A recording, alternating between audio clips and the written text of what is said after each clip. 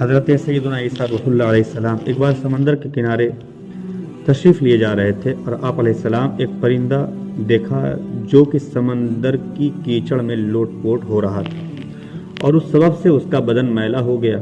پھر وہ وہاں سے نکل کر سمندر میں نہانے لگا جس سے وہ پھر صاف ہو گیا۔ یہی عمل اس نے 5 مرتبہ کیا۔ حضرت سیدنا عیسیٰ روح اللہ علیہ السلام کو اس کام سے تعجب ہوا۔ حضرت جبریل علیہ السلام نے آپ کو حیرت زدہ دیکھ کر کہا، یہ جو آپ کو دکھایا گیا ہے یہ حضرت محمد صلی اللہ علیہ وسلم کی امت کے نمازیوں کی مثال ہے، اور یہ کیچڑ ان کے گناہوں کی مثال ہے، اور سمندر میں نہانا 5 نمازوں کی مثال ہے۔ یعنی جس طرح یہ کیچڑ میں لوٹا اور نہا کر پاک و صاف ہو گیا، اسی طرح حضرت محمد مصطفیٰ صلی اللہ علیہ وسلم کی امت کے گناہ گار ان 5 نمازوں کی وجہ سے اپنے گناہوں سے پاک و صاف ہو جائیں گے۔ نماز ہماری کس قدر خوش قسمتی ہے کہ اللہ کریم نے ہم پر نماز فرض فرمائی اور بہت سارا ثواب عطا کرنے کے ساتھ ساتھ یہ بھی احسان فرمایا کہ وہ نماز کی برکت سے ہمارے گناہ بھی معاف فرما دیا کرتا ہے۔ اللہ رب العزت کی رحمت کہ اس خزانے کو جو نہ لوٹے وہ کس قدر محروم اور بد نصیب ہے۔ یہ یاد رہے کہ نمازوں سے جہاں جہاں گناہ معاف ہونے کا تذکرہ ہے اس سے صغیرہ یعنی چھوٹے گناہ مراد ہیں۔ نمازی کس قدر خوش نصیب ہے کہ وہ نماز پڑھتا ہے تو اس کے گناہ دھڑا دھڑ جھڑنے شروع ہو جاتے ہیں۔ حضرت سیدنا ابو ذر غفاری رضی اللہ تعالی عنہ فرماتے ہیں کہ سرکار مدینہ صلی اللہ علیہ وسلم سردیوں کے موسم میں تشریف لے گئے اور درختوں کے پتے جھڑتے تھے۔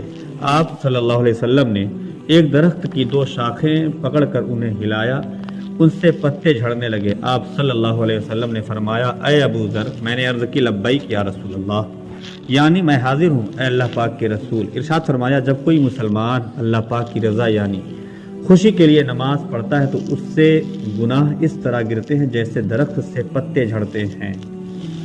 سرکار دو جہاں صلی اللہ علیہ وسلم کا فرمانے والا شان ہے کہ جس وقت مسلمان نماز پڑھتا ہے تو اس کے گناہ اس کے سر پر رکھے جاتے ہیں، جب یہ سجدے میں جاتا ہے تو سارے گناہ گر جاتے ہیں۔ نمازی جب نماز سے فارغ ہوتا ہے تو گناہوں سے پاک صاف ہو چکا ہوتا ہے۔ حضرت زید بن خالد جوہنی رضی اللہ تعالی عنہ سے روایت ہے کہ مصطفیٰ جان رحمت صلی اللہ علیہ وسلم نے فرمایا کہ جو 2 رکعت نماز پڑھے اور ان میں سہو یعنی بھول نہ کرے تو جو کچھ پیشتر اس سے پہلے کہ اس کے صغیرہ گناہ ہوئے ہیں اللہ پاک معاف فرما دیتا ہے۔ تمام تر گناہ کو اللہ پاک نماز کی برکت سے جو صغیرہ ہیں اسے معاف فرما دیتا ہے۔ ایک اور حدیث پاک کا مفہوم ہے کہ جس نے وضو کیا جیسا کہ حکم ہے اور نماز پڑھی جیسی نماز کا حکم ہے تو جو کچھ پہلے کیا ہے معاف ہو گیا۔ یہ آج سے کل تک کا تذکرہ رہا کہ نماز پڑھنے سے اللہ تبارک و تعالی ہمارے چھوٹے چھوٹے جو گناہ ہیں وہ ویسے ہی نماز کی برکت سے معاف فرما دیا کرتا ہے۔